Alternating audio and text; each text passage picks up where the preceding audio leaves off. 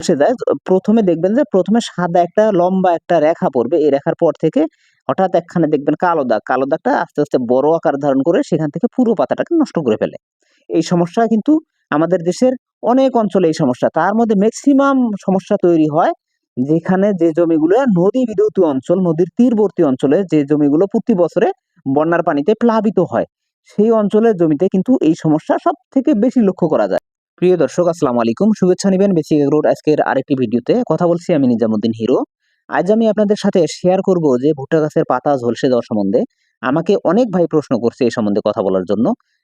দেশের মেক্সিমাম অঞ্চলের ভুট্টা গাছের কিন্তু পাতা এরকম ঝলসে যায়। এই সম্বন্ধে আমাদের কৃষকরা অনেক সময় হতাশায় ভুগে থাকেন।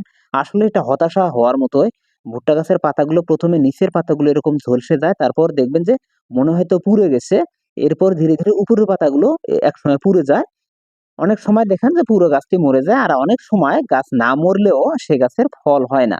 আর খেয়াল করে দেখবেন এই গাছগুলো টান দিয়ে উঠিয়ে দেখবেন যে এই গাছের নতুন কোনো শিকড়ও বৃদ্ধি পাচ্ছে না। এই সমস্যাগুলো কিন্তু দেশের মেক্সিমাম অঞ্চলে এই সমস্যা। কিন্তু আপনারা পূর্ণাঙ্গভাবে খেয়াল করে দেখেননি যে কোন শ্রেণীর জমিতে এই সমস্যাগুলো বেশি দেখা দেয়। আজকে আমি আপনাদের সাথে এই বিষয়ে পূর্ণাঙ্গভাবে শেয়ার করব যে দেশের কোন শ্রেণীর জমিতে এই সমস্যা বেশি দেখা দেয় আর এই সমস্যার কারণ কি? এটি মূলত একটি ব্যাকটেরিয়া জনিত সমস্যা, একটি লিপ ব্লাস্ট নামে পরিচিত, যেটা ধানে যেটা বিএলবি, এটাও কিন্তু ঠিক একই শ্রেণীর একটি রোগ। এটি কিন্তু লিপ ব্লাস্ট। এই পাতাগুলো একসময় এরকম ঝলসে যায়। প্রথমে দেখবেন যে প্রথমে সাদা একটা লম্বা একটা রেখা পড়বে। এই রেখার পর থেকে হঠাৎ একখানে দেখবেন কালো দাগ। কালো দাগটা আস্তে, আস্তে বড় আকার ধারণ করে সেখান থেকে পুরো পাতাটাকে নষ্ট করে ফেলে।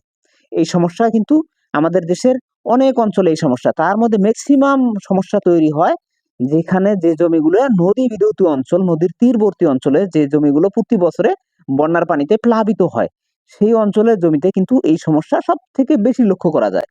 আপনি খেয়াল করে দেখবেন যে নদীর তীরবর্তী অঞ্চলের ভুট্টা গাছগুলো দেখবেন ঠিক এরকম পাতা ঝলসে যায়। আমি যে ভিডিওতে ধারণ করেছি এটাও কিন্তু একটি নদীর তীরবর্তী অঞ্চলেরই একটি ভুট্টা ক্ষেত। এই সমস্যা কিন্তু নদীর চর অঞ্চলগুলোতে সবথেকে বেশি দেখা দেয়। এর পিছনে কারণ হলো বারবার বন্যায় প্লাবিত হওয়ার কারণে মাটি থেকে নাইট্রোজেন, ফসফরাস এবং পটাশিয়ামের ঘাটতি দেখা দেয়। বিশেষ করে পটাশিয়াম এবং জৈব পদার্থের ঘাটতির কারণে কিন্তু এই সমস্যা বেশি তৈরি হয়। আর এছাড়াও এই বারবার বন্যার পানি এবং স্রোতের কারণে মাটির ভৌতিক এবং রাসায়নিক গঠনে কিন্তু অবনতি হয়। এই কারণে কিন্তু এই সমস্যা বেশি দেখা দেয়। যদিও বা এটি ব্যাকটেরিয়াজনিত সমস্যা, এই ব্যাকটেরিয়াজনিত সমস্যা কিন্তু এখানে এই জমিগুলো বারবার বন্যায় প্লাবিত হতে, হতে এবং খরস্রোতেই মাটি থেকে যে উপকারী অণুজীব রয়েছে, এই অণুজীবগুলোর যখন অনুপস্থিতি দেখা দেয়, তখন কিন্তু ক্ষতিকর যে অণুজীবগুলো এগুলা জাগ্রত হয়। জাগ্রত হয়ে মাটির বিভিন্ন ধরনের রোগ জীবাণু সৃষ্টি হয়। এই সমস্যাগুলো কিন্তু খুব বেশি দেখা দেয়। এরকম সমস্যা দেখা দিলে দেখবেন যে ভুট্টা গাছের পাতাগুলো যখন হলুদ হয়ে আসে তখন আমরা মনে করি যে এখানে মনে হয়তো ইউরিয়া সারের ঘাটতি রয়েছে। তখন আমরা কিন্তু ইউরিয়া সার ছিটাই। আর ইউরিয়া সার ছিটাইলে তখন কিন্তু এই ভুট্টার পাতা ঝলসে যাওয়ার সমস্যাগুলো আরো বেড়ে যায়। কারণ এই ব্যাকটেরিয়া জনিত সমস্যায় আপনার সার এবং পানি এই ২ টার কারণে এই ব্যাকটেরিয়া আরো বেশি সংক্রমিত হয়। তাই সে সময় অবশ্যই সার এবং পানি ২ টা বন্ধ রাখতে হবে। আমাদের সকলের এই জিনিসটি বেশি জানা দরকার যে ভুট্টার পাতা ঝলসানোর সমস্যা থেকে আমাদের ভুট্টা গাছকে রক্ষা করার জন্য ১ম পদক্ষেপ কি? এটা জানা ১ম দরকার। ১ম পদক্ষেপটা হলো জমিতে যখন ভুট্টা বীজ রোপণ করবেন তার পূর্বেই যখন সার ছিটাবেন, সেই সময় অবশ্যই মাটিতে জৈব সার এবং পটাশিয়াম এই ২ টা বেশি ব্যবহার করার চেষ্টা করবেন। কেননা এই মাটিগুলোতে অবশ্যই জৈব পদার্থ এবং পটাশিয়ামের ঘাটতির কারণে এই লিপ ব্লাস্ট কিন্তু বংশ বৃদ্ধি করে বেশি। তাই পটাশিয়াম এবং জৈব পদার্থ এই ২ টার পরিমাণ অবশ্যই বেশি দিবেন। দ্বিতীয়ত করণীয় হলো অনেকগুলো কোম্পানির ভুট্টা বীজের জাত রয়েছে যেগুলোর পাতা ঝলসানো রোগ হয়। তাই সেই ধরনের বীজগুলোকে পরিহার করতে হবে। ভালো জাতের এবং ভালো কোম্পানির বীজগুলোকে অবশ্যই আপনাকে বাছাই করতে হবে। সেই ধরনের বীজ রোপণ করতে হবে যে বীজে এই ধরনের পাতা ঝলসানো রোগের ভাইরাস পাওয়া যায় না।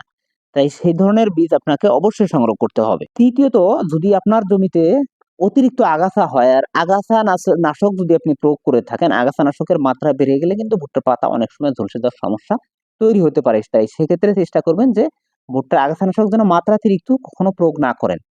যদি আপনার জমিতে এরকম পাতা ঝলসানোর রোগ তৈরি হয়ে যায় অলরেডি, তখন আপনার করণীয় হলো এখানে আপনি টেবুকোনাজল অথবা অ্যাজোস্ট্রোবিন ডাইফেনোকোনাজল এই জাতীয় গ্রুপের যে ছত্রাকনাশকগুলো রয়েছে এগুলো যেকোনো একটি ব্যবহার করলে আপনি নিয়ন্ত্রণ করতে পারবেন।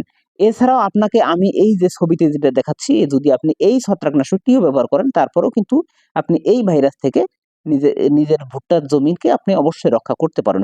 মনে রাখবেন, প্রতিটি উদ্ভিদেই কিন্তু তার পাতা থেকে খাদ্য সংগ্রহ করে থাকে। আর যদি সে উদ্ভিদের পাতায় না থাকে, তাহলে কিন্তু ভালো উদ্ভিদ, ভালো ফসল কখনোই আশা করা যাবে না। তাই আপনি অভিজ্ঞ কৃষক হতে চাইলে, সফল কৃষক হতে চাইলে, তাহলে আপনার গাছকে এরকম যত্ন করবেন যেন একেবারে ভুট্টা উঠানো পর্যন্ত, নিচের পাতা পর্যন্ত যেন সবুজ থাকে, সেরকম ধরনের চেষ্টা আপনাকে করতে হবে। তাই কৃষিকাজ যতটা সহজ, তার থেকে কিন্তু অনেক বেশি কঠিন কৃষিকাজ। তাই কৃষিকাজ আপনি যদি সঠিক এবং দক্ষ কৃষক হতে চান, তাহলে কৃষিকাজে অবশ্যই সফলতার সাথে কাজ করতে হবে। খুবই মনোযোগ সহকারে কাজ করতে হবে। কোনো একটি কাজ যেন আপনার চোখকে ফাঁকি দিয়ে আপনার ভুল না হয়। প্রিয় দর্শক, আজ এখানেই কথা শেষ করছি। যদি আমার কথাগুলো ভালো লেগে থাকে, তাহলে অবশ্যই ভিডিওটি লাইক করবেন, সেই সাথে আমার চ্যানেলটিকে সাবস্ক্রাইব করবেন। ধন্যবাদ।